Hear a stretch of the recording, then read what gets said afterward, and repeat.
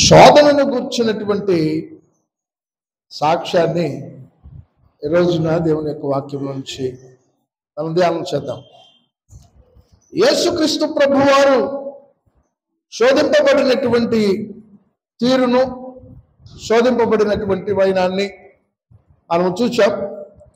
ఈరోజు దేవుని యొక్క లేఖనం నుంచి యేసుక్రీస్తు ప్రభువారు ఆ సమయానికి, ఆ 40 దినాలకి ఆయన శోధించబడినటువంటి ఆ యొక్క సందర్భాన్ని మనం జ్ఞాపకం చేసుకుంటే, లూకా సువార్త 4వ అధ్యాయము 13వ వచనంలో లూకా భక్తుడు రాస్తూ ఉంటాడు, అపవాది ప్రతి శోధనను ముగించి కొంతకాలము ఆయనను విడిచిపోయాను అని దేవుని యొక్క లేఖనంలో రాయబడింది.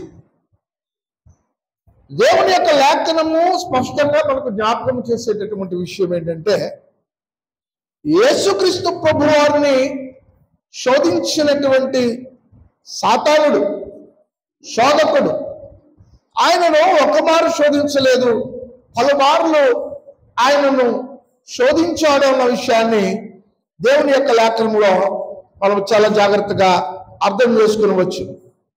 యేసుక్రీస్తు ప్రభువారు ఆయన అనేక మార్లు సాతానుల చేత శోధించబడ్డాడు అని లూకా సువార్త 4వ అధ్యాయంలో 13వ వచనం నుంచి మనం తెలుసుకోవచ్చు. ప్రియమైనటువంటి బిడ్డలారా, యేసుక్రీస్తు ప్రభువారు ఆయన శోధించబడినటువంటి ఆ యొక్క సంఘటనలు జ్ఞాపకం చేసుకుంటే, ఆయన సాతానుని ఆ కాలము మట్టుకు ఆయన జయించాడని దేవుని యొక్క లేఖనం జ్ఞాపకం చేస్తుంది. కానీ సంపూర్ణముగా సాతానుని జయించినటువంటి సంఘటన మాత్రము ఆయన సిలువలో చనిపోవటం ద్వారా, పాపల కొరకు ఆయన ప్రాణము పెట్టడం ద్వారా, సాతాను ఏ పాపమునైతే లోకానికి పరిచయం చేశాడో, ఏ పాపమునైతే మానవుణ్ణి ఏలడానికి అతడు ఈ లోకాన్ని శోధించాడో, ఆ పాపాన్ని సిలువలో యేసుక్రీస్తు ప్రభువారు మరి గొప్ప జయాన్ని పొందినట్లుగా మనం చూస్తూ ఉన్నాం. దేవుని యొక్క వాక్యం నుంచి జ్ఞాపకం చేసుకున్నట్లయితే, యేసుక్రీస్తు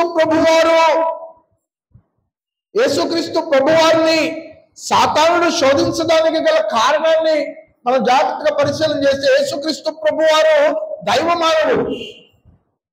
ఎవరైనా దైవ మానవుడు, మన వల్లనే మానవ జన్మెత్తినటువంటి వాడు కాదు.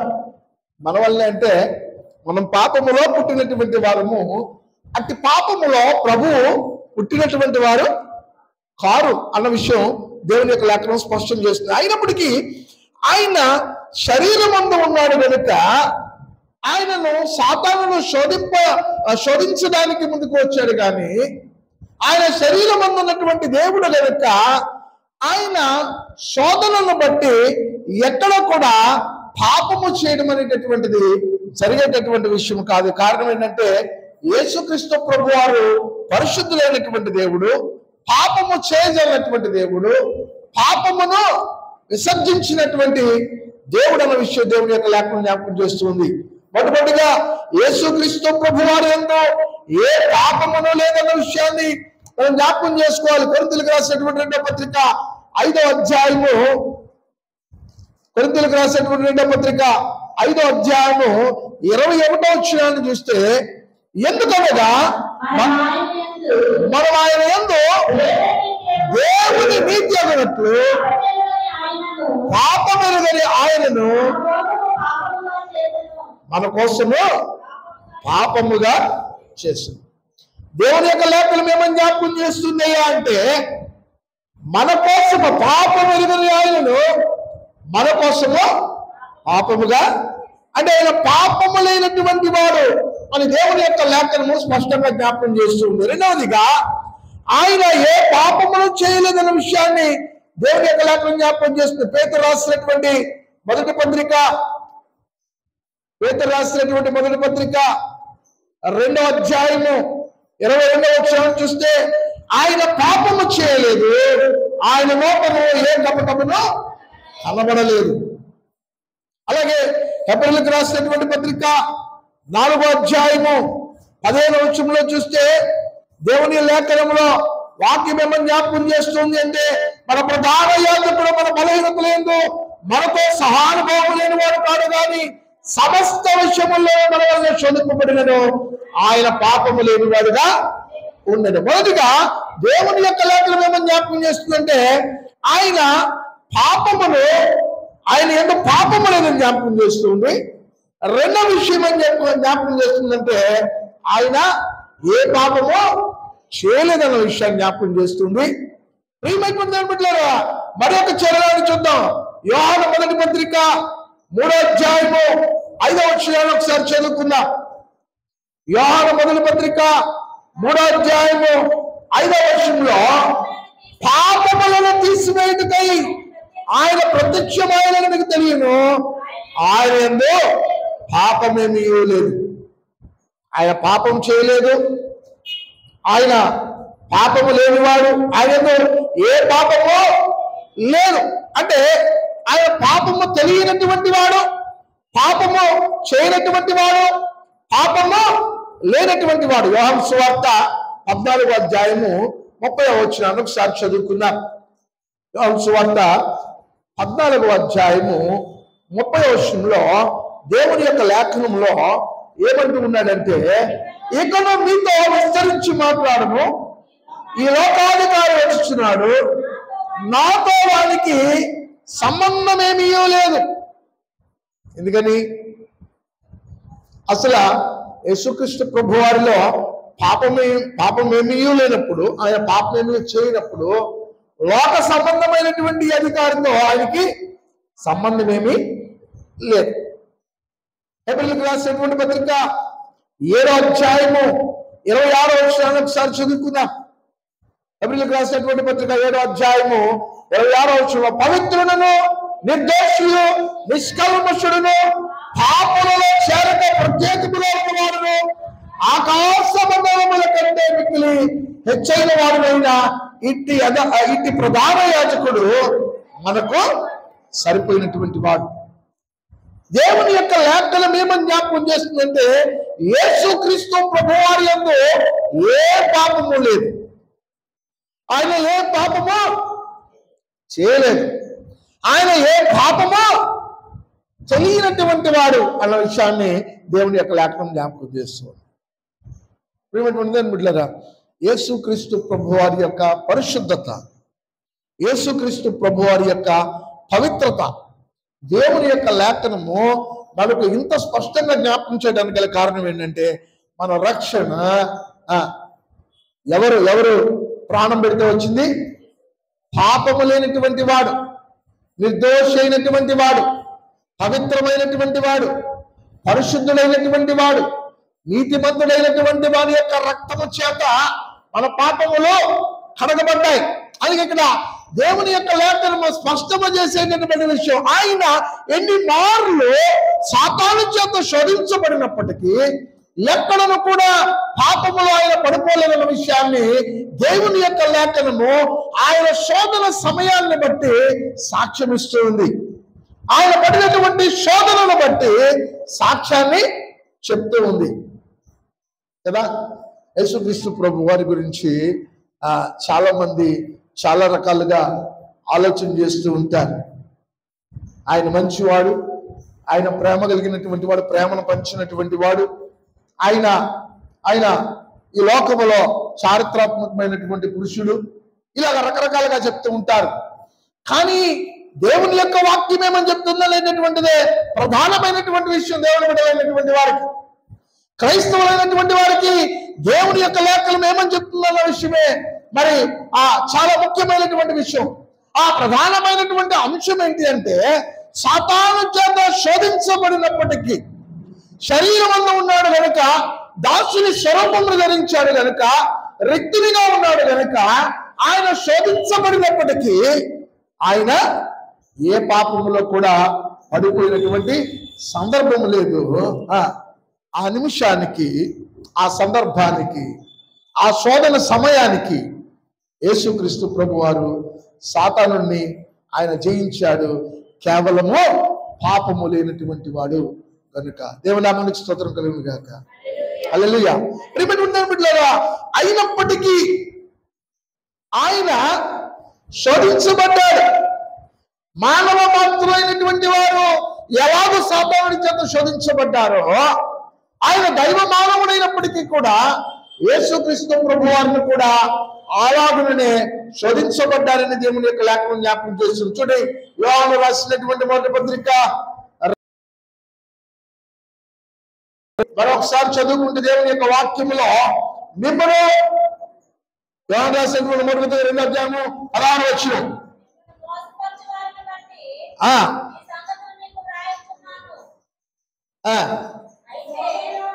లోకములో ఉన్నదంతయు అనగా శరీరాశయు నేత్రాశయు జీవపు డబ్బము తండ్రి వలన పుట్టినవి కావు. ఎక్కడయ్యాయి? లోక సంబంధమైనటువంటివే. బిడ్డలారా, ఆయన పాపము చేసి ఉన్నట్లయితే, ఒకవేళ శోధనలు సత్యమైనవా అంటే, బహుశా శోధించబడి ఉంటే, శోధనలు సత్యమైనవా, పాపము చేసి ఉంటే, అంటే వాస్తవంగా చెప్పాలంటే అక్కడ జరిగినటువంటి విషయం నిజమే. అయితే యేసుక్రీస్తు ప్రభువారు శోధించబడడం అనేటటువంటిది ఆయన పాపము చేశాడా లేదా ఆయన అనేటటువంటి విషయాన్ని ఆలోచన చేస్తూ ఉంటాం. అయితే యేసుక్రీస్తు ప్రభువారు ఎందుకు శోధించబడ్డారంటే, ఆయన పాపము చేయజాలన్నటువంటి దేవుడు అని సాక్ష్యం ఇవ్వడం కొరకే యేసుక్రీస్తు ప్రభువారు శోధించబడ్డారని మనం దేవుని యొక్క లేఖనాలను బట్టి ఎరగవచ్చు. ఏ పాపము లేదు అనుకుందాం. మనం ఏమీ చేయకుండా, మన ఇంట్లో టీవీ లేదు, చేతిలో ఫోన్ లేదు ఏంటి, మనం ఇంట్లో కూర్చొని ఇంటి నుంచి బయటికి రాలేదు, ఎన్ని సంవత్సరాలైనా ఇంట్లో వండుకుంటున్నాం, తింటున్నాం, మనం పరిశుద్ధులమేనా? ఎప్పుడు పరిశుద్ధులని పిలుస్తూ ఉంటారు? పాపము చేసే అవకాశం ఉండి పాపం చేయకపోతే. ఏంటది? పాపము చేసే అవకాశం ఉండి పాపం చేయడానికి అవకాశం లేనటువంటి వాడు. ఇక్కడ యేసుక్రీస్తు ప్రభువారి విషయం పాపము చేయలేదు కనుక ఆయన గురించి ఆ శోధింపబడినటువంటి ఘట్టము సాక్ష్యం ఇస్తాము. వాక్యంలో జాగ్రత్తగా పరిశీలన చేస్తే, యేసుక్రీస్తు ప్రభువారు ఆయన దేవుని యొక్క కుమారుడు. ఎక్కడున్నాడు ఆయన? అరణ్యములో ఉన్నాడు. ఏమండి? ఆయన అరణ్యములో ఉండి సాతాను చేత శోధించబడినలో ఎవరు చూడలేదు. ఆయన పాపము చేయకుండా ఆయన సాతాను జయించడం అనేటటువంటిది యేసుక్రీస్తు ప్రభువారి గురించి సాక్ష్యం. మనం చాలా విషయాలను దేవుని యొక్క వాక్యముల నుంచి పాఠాలుగా మనం నేర్చుకున్నాం. ఈ యొక్క శోధన సందర్భాల గురించి ఏంటి అంటే, మన ప్రతిదిన జీవితంలో కూడా అనుకుంటూనే ఉంటాయి. వాటిని జయించేటటువంటి విషయాన్ని ప్రభువు తన జీవితం ద్వారా మనుషులకు నేర్పించి, యేసుక్రీస్తు ప్రభువారు శోధించబడినటువంటి సంఘటన. ఆయన పాపము లేనటువంటి వాడు గనుక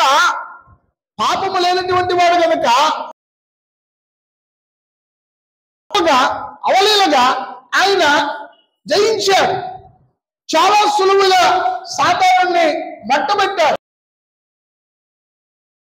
అప్పటికి సాతాను మీద ఆయనకు కలిగినటువంటి జయము కేవలము యేసుక్రీస్తు ప్రభువారు.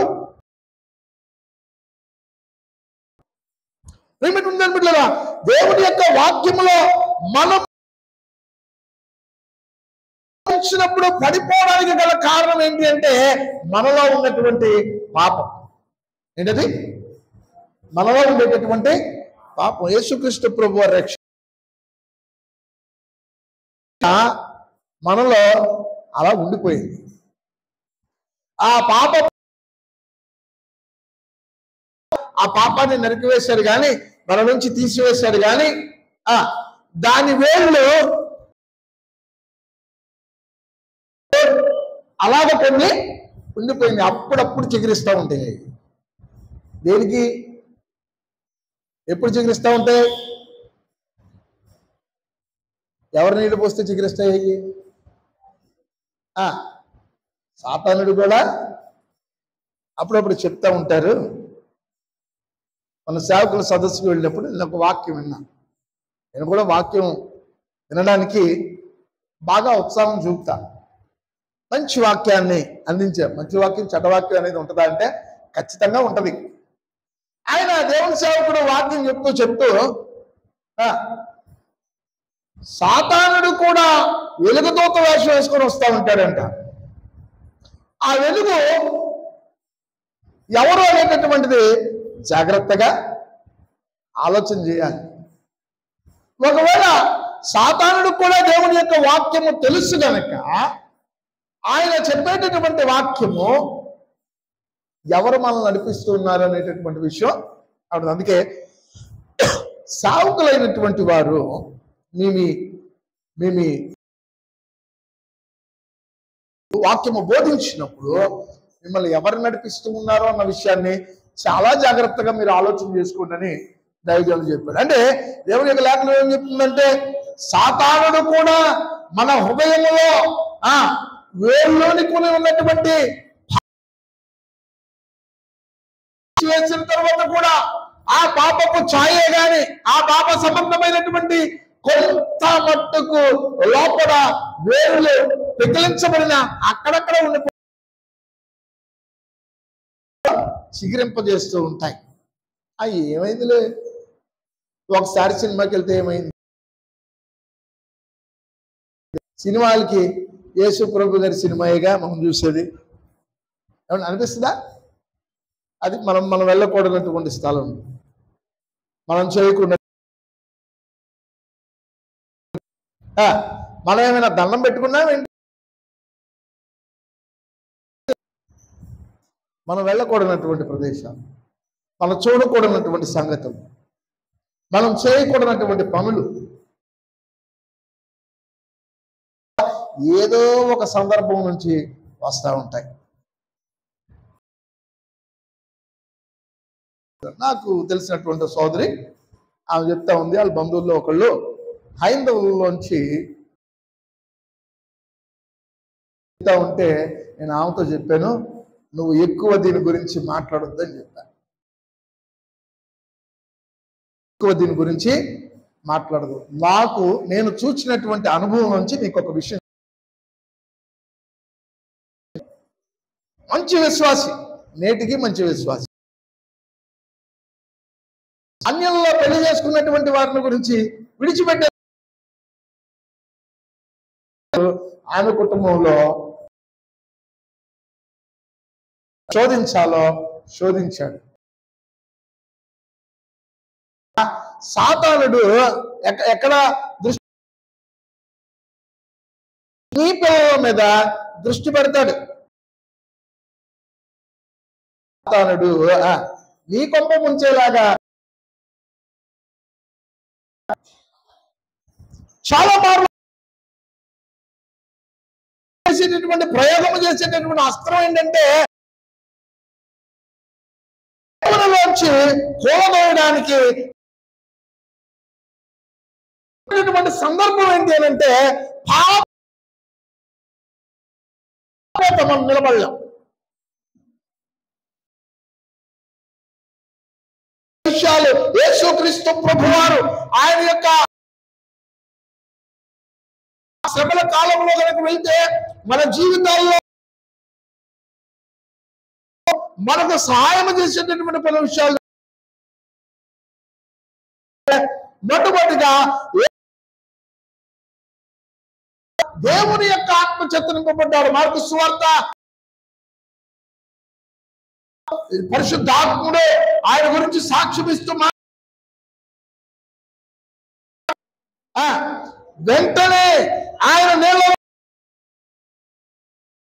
ఆకాశము చీల్చబడటయు చూచెను. ఏంటంట? మన జీవితంలో శోధనలు మొదటి విషయం ఏంటంటే ఆయన దేవుని చేత నింపబడ్డాడు. రెండో విషయం ఏంటంటే 8వ అధ్యాయము 3వ ద్వితీయోపదేశకాండము ఆహారము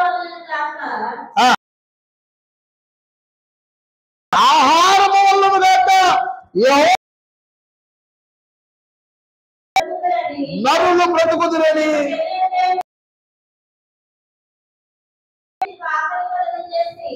చాలు. ఎవరితో చెప్పారు? ఎవరితో చెప్పారు? సాతానుతో చెప్పారు. రొట్టె వల్లనే కాదు కానీ జీవించును. 6వ అధ్యాయము చూద్దాం.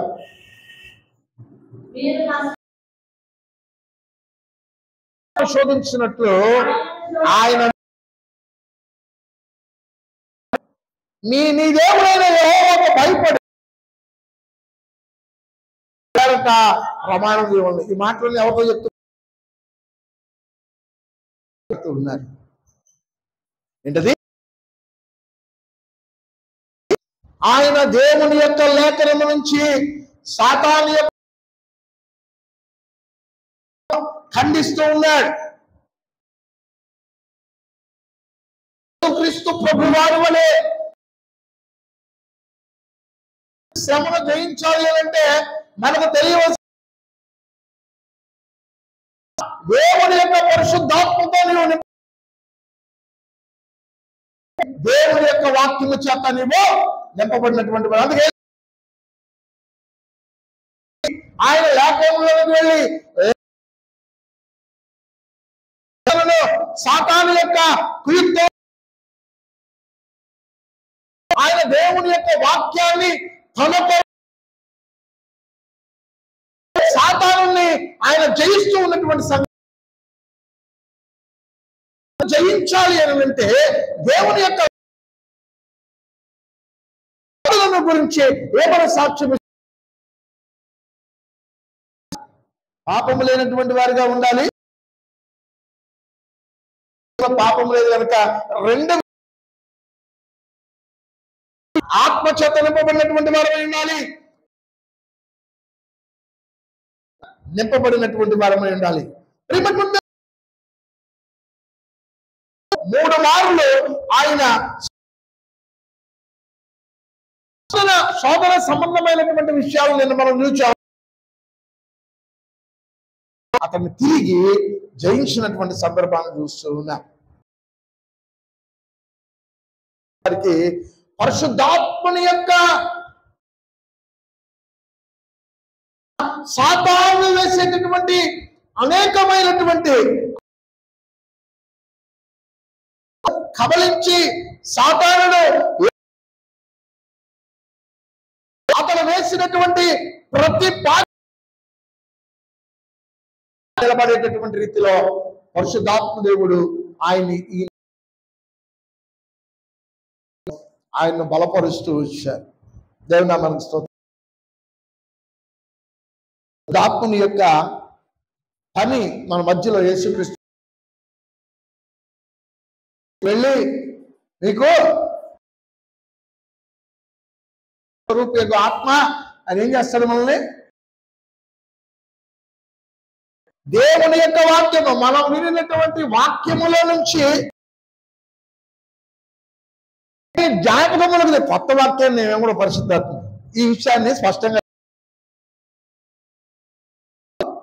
బైబిల్లో లేనటువంటి కొత్త వాక్యాన్ని మీకు ఇవ్వడం, కొత్త విషయం పనేంటి అని పనేంటి? ఆయన మనలోనికి వచ్చి మనలో ఉన్నటువంటి పాపాన్ని అడిగేటటువంటి రీతిలో మనతో మనలను దేవుడి యొక్క మోకాళ్ళు మరలా మరలా మనకు జ్ఞాపకం చేస్తూ, ఒకవేళ నీవు రక్షించుకుంటే నీ హృదయంలో దేవుని యొక్క వాక్యాన్ని మరలా జ్ఞాపకం చేసేటటువంటి వాడు పరిశుద్ధ శరీర సంబంధి అయినటువంటి వాడిగా విషయంలో ఆయన ఆకలిగొని బలహీనుడిగా ఉన్నప్పుడు ఆయన నిలవబడి మాట్లాడడానికి పరిశుద్ధాత్ముడు యేసుక్రీస్తు ప్రభు వారికి ఆయన సమయంలో, అందుకే ఆయన దేవుని యొక్క వాక్యాన్ని మీద పోరాటం చేశాడు.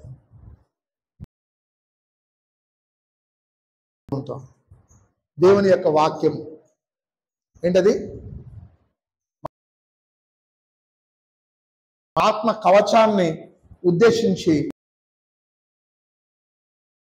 యొక్క వాక్యాన్ని యేసుక్రీస్తు ప్రభు వారి కూడా అంబులు పొదిగా నింపుకొని సాతాను మీద ఆయన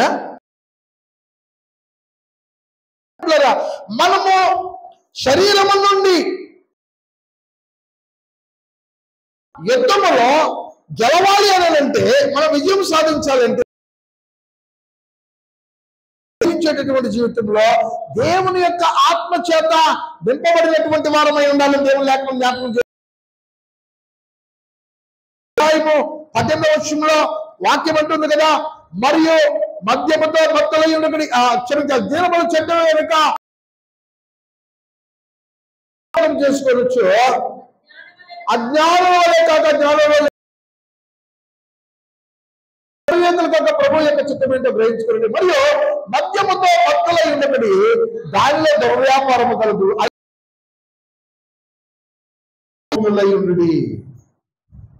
ఏం చెప్తుంది దేవుని వాక్యం? మన దేవుని యొక్క ఆత్మ చేత, మన దేవుని యొక్క వాక్యము చేత కాయబడినటువంటి వారమై ఉండాలి. దేవుని యొక్క ఆత్మ చేత అని ఇక్కడ జ్ఞాపకం చేస్తుంది. అంతేకాదు, కీర్తనల గ్రంథము 119వ కీర్తన 11వ చరణాన్ని చదువుకుంటే, 19వ కీర్తన 11వ చరణంలో దేవుని యొక్క వాక్యం ఉంటుంది, నా హృదయములో నీ వాక్యము ఉంచుకొని ఉన్నాను.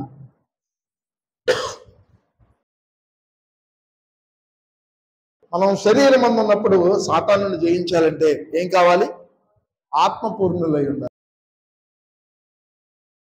యొక్క వాక్యాన్ని హృదయమందు నింపుకొని దేవుని యొక్క లేఖనంలో జ్ఞాపకం చేసుకుంటే, అప్పుడు ఆయన అత్యంత ఒక ఏదైనా తోటలో ఉంచబడ్డాడు. తోట, అందులో ఆదాము ఉంచబడితే దేవుని యొక్క స్వహస్తాలతో చాలా చక్కగా చేయబడినప్పటికీ, ఇంకొక మాటలో చెప్పాలి అంటే, ఏ పాపము లేనటువంటి వానిగా అతడు ఏం చేశాడు? పాపాన్ని ఈ లోకములో కన్నాడు. ఆదాము యొక్క పతనము వలన అయిపోయిందంట. రోమీయులకు రాసినటువంటి పత్రిక 5వ అధ్యాయము, రోమీయులకు రాసినటువంటి పత్రిక 5వ అధ్యాయము, ఒక మనుష్యుని ద్వారా పాపము ద్వారా మరణమును ఏంటంట? దేవుని యొక్క వాక్యం ఏమని చెప్తుంది? ఒక మనుష్యుని ద్వారా పాపము ద్వారా మరణమును. ఇలా ఇప్పుడు ఇక్కడ ఏమైందంటే, మనమందరం సంభవించినటువంటి మరణము వలన దాని నుంచి తప్పించబడడానికి రక్షకుడు, రక్షణ మన జీవితాలు కావాలి. రక్షకుడు ఎక్కడి నుంచి వచ్చింది? ఆదాము ఫలభరితమైనటువంటి తోటలో ఉంటే హృదయంలో ఉంచుకోకపోవడం వలన ఏమొచ్చిందంటే ఏమొచ్చింది? పాపం వచ్చింది. రెండవ ఆదాము పర్వాలేదు, అలాగే అందరికీ సంప్రాప్తమైన అని ఉంది. అయితే రెండవ ఆదాము ఈయన ఎక్కడున్నాడంటే, ఈయన ఎక్కడ ఉంచబడ్డాడు అంటే, ఇదే బలవంతం పెట్టినందున ఎక్కడున్నాడు ఈయన? వెళ్ళి తోటలో లేడు. కానీ మన రెండవ ఆదాము యేసుక్రీస్తు ప్రభువారు చేత శోధించబడినను ఆ శోధన ఎలా జయించాలో నేర్పించాడు. దేవుని యొక్క లేఖనాన్ని హృదయంలో ఉంచుకున్నటువంటి యేసుక్రీస్తు ప్రభువారు శోధన, దేవుని యొక్క మాటను హృదయంలో ఉంచుకోనటువంటి ఆదాము ఏం చేశాడు? పాపములో పడిపోయాడు. అంటే దేవుని యొక్క లేఖనం ఇక్కడ స్పష్టం చేస్తూ ఉంది. దేవుని యొక్క లేఖనము చాలా స్పష్టంగా విశ్వాసమైనటువంటి వారికి అంటే ఏముండాలి? నీవు హృదయంలో ఏముంచుకోవాలి? దేవుని యొక్క వాక్యాన్ని. వాక్యం చెప్తుంది యేసుక్రీస్తు ప్రభువారు ఆయన అరణ్యంలోనికి వెళ్ళే దగ్గర నుంచి ఇదిగో సాతానుని జయించడానికి దేవుని యొక్క పరిశుద్ధాత్మను బట్టి సాతానుని జయిస్తూ వచ్చాడు విషయాన్ని దేవుని యొక్క లేఖను జ్ఞాపకం చేస్తుంది. ఏప్రిల్కి రాసినటువంటి పత్రిక 4వ అధ్యాయము, ఏప్రిల్కి రాసినటువంటి పత్రిక 4వ అధ్యాయము 15వ వచనం, మన బలహీనతల యందు మనతో సహానుభవములు విషయంలో మన వల్లే శోధింపబడినను ఆయన పాపము లేనటువంటి వాడిగా ఉన్నాను. కృప పరిశుద్ధాత్మ ఆత్మ చేత వాక్యము చేత హృదయమును నింపబడడం వలన మనము యేసుక్రీస్తు ప్రభు వారి యొక్క శోధనను బట్టి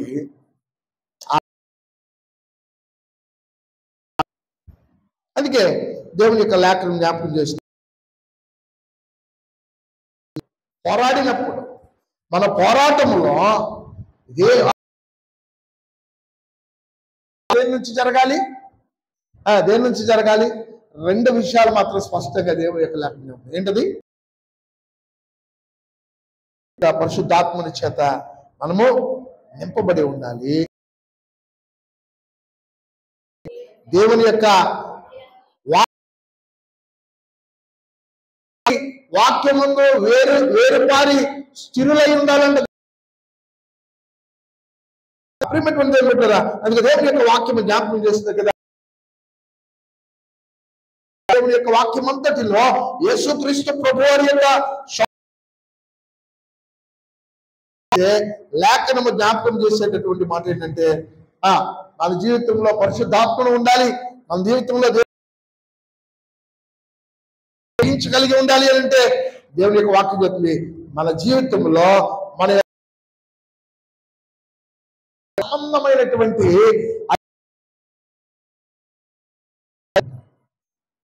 ఏం చేయాలి?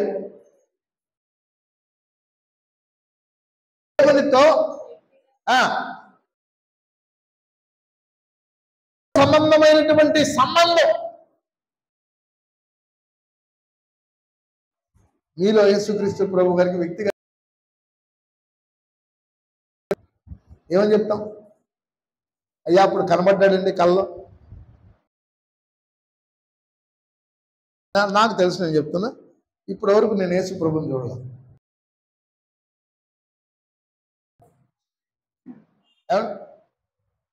ఇప్పటి వరకు నేను మనకి ఇక్కడ కొన్ని ఫోటోలు ఉండే కదా తీసుకున్నటువంటి కొంతమంది చర్చిలకు ఫోటోలు జరిగిన తర్వాత ఆ ఫోటోలు ఎలా తీయించాలా అని చెప్పి చూసేవాడిని. పండక్కి కింద పెట్టేవాడిని, సున్నాలు వేసిన తర్వాత వచ్చి మళ్ళీ తీసి పైన పెట్టేవాళ్ళు. తెల్లవారుజామున ఆరాధనకు వచ్చేటప్పటికి అయ్యగారు నేనే పెట్టాను, ఎవరు పెట్టారంటే నేనే పెట్టాను అనేవాడు. ఆయన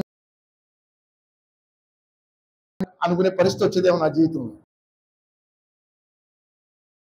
పెట్టాడు కనుక అవి మామూలు బొమ్మలే. వాక్యం నువ్వు ఏ రూపంలో చేసుకోకూడదంటే మొత్తానికి మన చర్చిని ఎప్పదీసినప్పుడు అవి పాడైపోయాయి.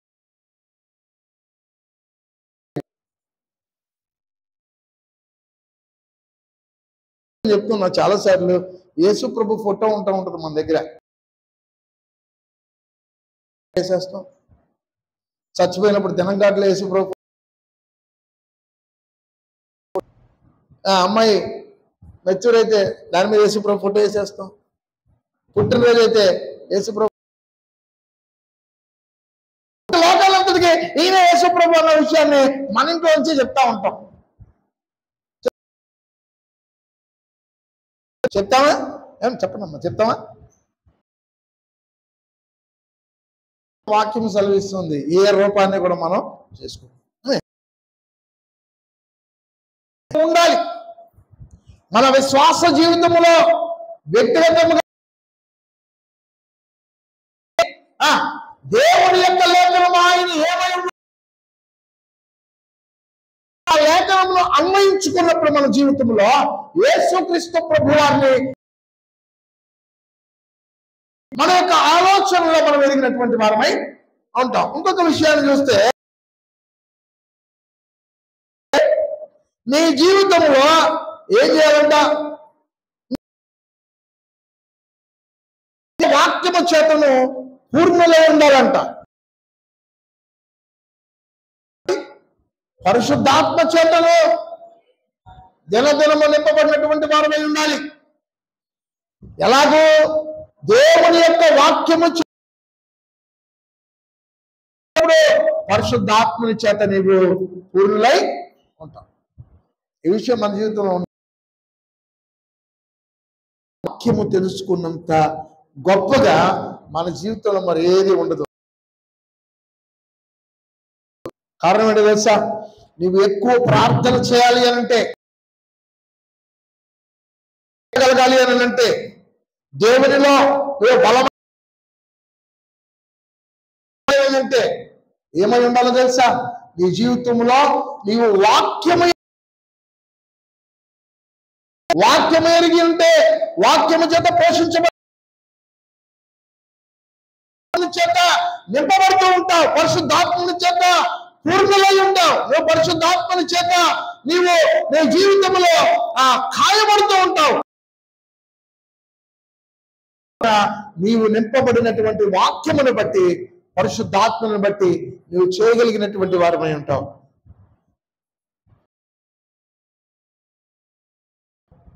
ఏం చేయాలంటే, మనం దేవుని యొక్క వాక్యము చేత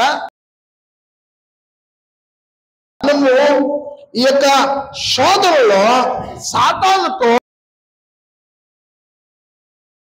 మనకు సహాయం, definitely will stand for God, దేవుని యొక్క సహాయాన్ని పొందుతాం. ఎప్పుడు? పరిశుద్ధాత్మని చేత నింపబడుతూ నింపుదల కలిగి ఉంటే, దేవుని యొక్క వాక్యం హృదయంలో ఉంటే ఏమవుతుంట? ఉండడానికి మనకు సహాయం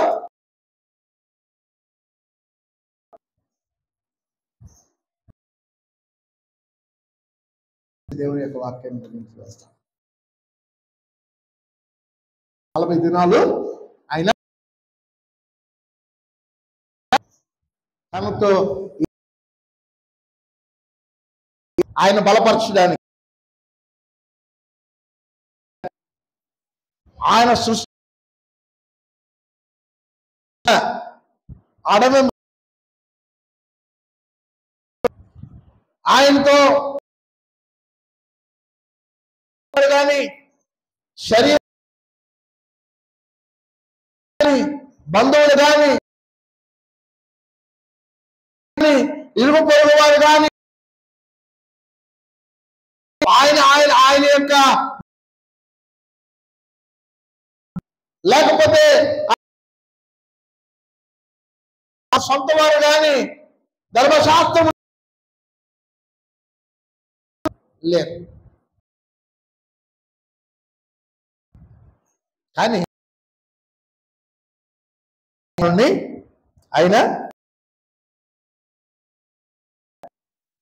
ఎవ్వరు లేనప్పటికీ జీవితంలో ఆయన జయించడానికి చూడండి ఆయనతో ఉన్నాడు. రెండవది ఆయనతో ఉంది.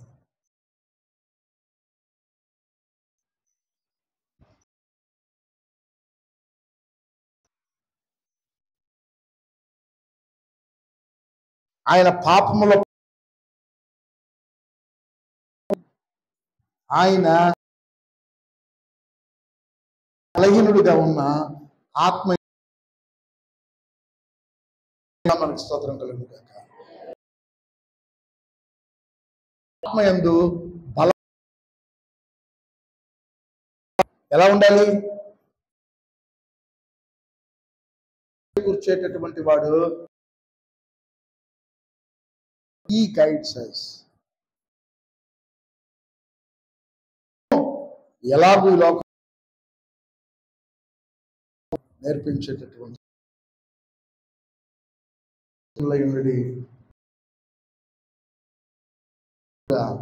నింపబడి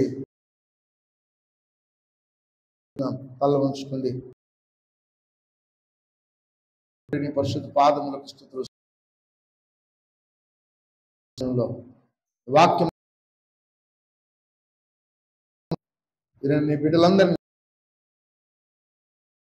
జ్ఞాపకము చేస్తూ ఉన్నట్లుగా వాక్యమందు లేఖనం సాతానుడి మమ్మల్ని శోధించిన